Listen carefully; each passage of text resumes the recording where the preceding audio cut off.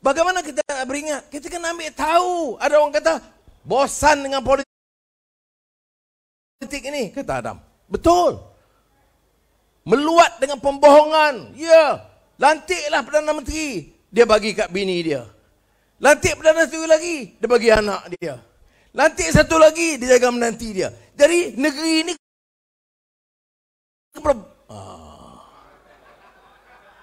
ya. Jadi negara ini dijadi alat sepak terajang untuk memperkayakan pemimpin-pemimpin dalam keadaan orang susah. Sebab itu saya beritahu Saudara Amir, Perdana Menteri panggil saya, dia kata ketua pembangkang, penyokongnya banyak juga. Jadi kita angkat kedudukan ketua pembangkang itu bertaraf menteri. Saya pun seronok lah. Baik. Kemudian bagi pejabat di parlimen, dia tak apa dah, pejabat dah ada. Bagi gaji dan allowance. Kereta 2. Allowance campur-campur RM50,000 sebulan. Termasuk allowance baju sejuk, musim sejuk. RM4,000. Ini kerja edan ini. Orang tengah susah, kamu dah kena layan pemimpin. Sebab itu saya beritahu kat Ismail, Perdana Menteri, terima kasih. Saya terpaksa tolak tawaran itu. Dah balik rumah bagi tahu lah Azizah. Zah, tadi abang jumpa Mak ada apa? Dia bagi allowance RM50,000 sebulan. Jadi Azizah tanya, saya kata tak boleh. Kalau saya terima, nak datang Tanjung Karang, nak cakap soal Ronggo Warsito, kemudian orang kata, Wak bilang, Anwar, kamu bilang waras, kamu pun edan juga. Jadi mengingatkan itu, mengingatkan elan lan waspada, saya tolak. Tahu Azizah jawab apa? Susah cari bini macam ni. Dia tak kata, berlian dari Itali mana? Tak. Azizah beritahu saya, Alhamdulillah, itu keputusan yang sangat baik. Ini macam isteri yang terbesar ya, sederhana. Itu yang penting. Ini mentang-mentang ini terus berubah. Ini peringatannya. Saudara, sebab itu saya tegaskan apa yang disebut oleh Dr. Zul, Eng Suilim tadi, Adam sebagai tokoh muda. Apa pesan mereka? Mesti bawa semangat perubahan islah mastata'. Mesti bawa semangat perubahan ini. Tapi kita kena mulakan, kalau tidak dikutuk oleh Allah SWT. Ya ayyuhalladzina amanu lima taqulu ma la taf'alun kabura maqtan indallahi an taqulu ma la taf'alun. Kamu mesti perkotakan apa yang kamu katakan, amal apa yang kamu katakan. Karena kalau tidak, Allah amat benci orang-orang yang berjanji menyatakan tetapi tidak mengamal. Ini peringatan kepada kita, saudara. Ya. Jadi saya harap kita ingat, mesti bawa. Sebab itu kita bila kita dengar Selangor, jangan kita lupa, walaupun setengah orang lupa, 15 tahun dah kita perintah. Bayangkan dan banding dengan apa yang berlaku sebelumnya. Kontrak, projek, tanah, semua diangkut oleh keluarga menteri besar dan exco-exco. Jadi Eng Suilin, kalau dulu exco, zaman menteri besar, BN dulu, banyaklah tanah. Nah, kamu tak mau join, kamu nak degil juga dengan DAP, nasib kamu. Tetapi ini yang dikatakan prinsip dalam hidup. Ya. Jadi jangan lupa, bapak-bapak mesti bagi tahu anak-anak mereka apa perubahannya. Anak masuk universiti, meninggal dunia, bayi, orang miskin, semua itu diberikan pertimbangan, yang itu dikatakan kepedulian yang disebut oleh Amir sebagai rahmah. Itulah, lah tekun dengan Datuk Sarah. Ya. Menteri besar tadi mula dengan membaca menafsir sebahagian daripada surah Balad, Al-Balad. Balad ni kota. Cerita kota Bekah. La uqsimu bihadzal balad wa anta hillun bihadzal balad wa walidun wa ma walad. Ini mengenai kota, sejarah kota, deritanya, kepayahannya, keperitannya, tetapi keistimewaannya sebagai kota suci.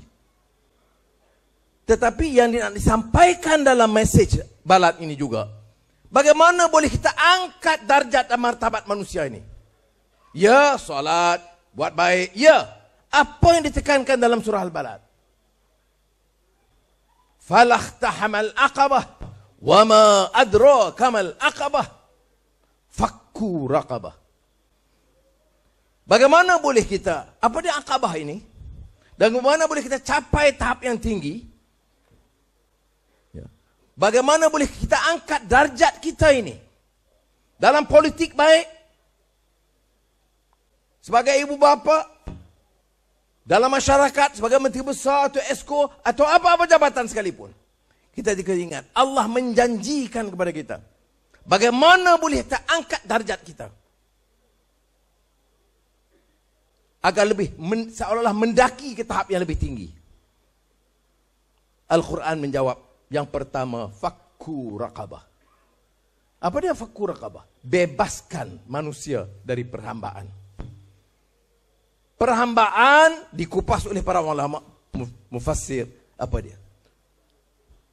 Meletakkan manusia, menghilangkan kebebasan mereka. Apa yang disebut dalam frasa Perancis, eksploitation, harlom, parlom. Sebab apa saya sebut Perancis? Kalau Jawa ada orang faham, Perancis tak ada siapa faham. Maknanya penindasan oleh manusia atasan elit politik golongan feudal dulunya ke atas manusia lainnya. Fakku raqabah itu bebaskan, biar dia bicara, biar dia dengar, biar ada hak dia. Jangan sampaikan sisihkan daripada arus pembangunan dan perubahan. Khalifah Umar Ibn Khattab radhiyallahu anhu pernah menulis kepada Abu Hasan Asy'ari, Abu Musa Asy'ari. Apa kata dia? Ini bicara soal pembangunan. Siapa di mana dirumuskan Al-Quran, jangan kekayaan berlega di kalangan kelompok kecil. Dialah menteri, dialah projek, anaklah dia dapat kontrak, binilah dapat saham. Semua nak mentergedah kepada keluarga mereka. Kemudian bila datang kampung, hidup Melayu. Dan kita pun hidup Melayu. Bagi tangan, ciumlah lagi. Ya. Tapi kalau tengok, dikumpul kekayaan, dikaut untuk dirinya. Sebab itu, dalam politik ini, apa dia? Bebaskan manusia. Bebaskan daripada penindasan. Bebaskan daripada kejahilan. Bebaskan daripada segala tipu helah orang yang berkuasa. Ini yang kita sebut fakku raqabah. Yatiman za maqrabah atau miskinan za matrabah. Orang yatim dan orang miskin. Ingat kategori dia. Kalau betul kita ini pejuang, kalau betul kita nak parti, nak bela nasib rakyat, kalau betul kita nak jadi kerajaan negeri Selangor dan kerajaan Malaysia, jangan lupa, pertama fakku raqabah, bebaskan rakyat dari segala bentuk penindasan dan perhambaan. Kedua, jaga anak-anak yatim. Ketiga, bebaskan manusia yang miskin secara bersungguh-sungguh. Bebas apa? Harga barang ayam dan naik 6 bulan. Sebelum raya puasa, nak masuk raya haji. Raya Cina. Baru minggu lalu tubuh jawatan kuasa kabinet. Ini kerajaan apa ni? Saya pernah jadi menteri belas tahun juga, menteri kewangan 8 tahun. Dengar saja nak naik, sebelum naik, sebulan 2 bulan sebelum naik, sebelum raya kita tahu nak naik, terus jawatan kuasa kabinet tangani masalah itu. Jadi boleh kawal. Sekarang dah naik melambung dah. 13-14 ringgit tu kilo ayam. Baru buat datang kuasa kabinet. Bangang. Tidak membantu sama sekali masalah rakyat. Tidak prihatin masalah rakyat. Dari nak sebut mana yatiman za makrabah atau miskinan za matrabah. Mana dia? Tidak mungkin ini berlaku. Hanya dalam pengucapan. Jadi kita kena ingat kategori ini. Kalau betul, ini yang dijanji oleh Quran. Yang disebut tadi oleh Saudara Amir. Saya ni tukang syarah lah, dia bagi modal tadi. Yaitu kesabaran dan kasih sayang. Thumma kana minal ladzina amanu wa tawasaw bis sabri wa tawasaw bil marhamah ulaika ashab maimanah. Asyik baik. Dua penjara lama boleh hafal banyak Zul. Baik. Maknanya kalau betul kita laksanakan ini sebagai orang beriman, maka dengan kesabaran, dengan kasih sayang, compassion. Kasih sayang, rahmah itu sangat penting. Segala projek-projek yang dijalankan oleh kerajaan negeri Selangor, bila melihat kepada seorang India di estate hijau,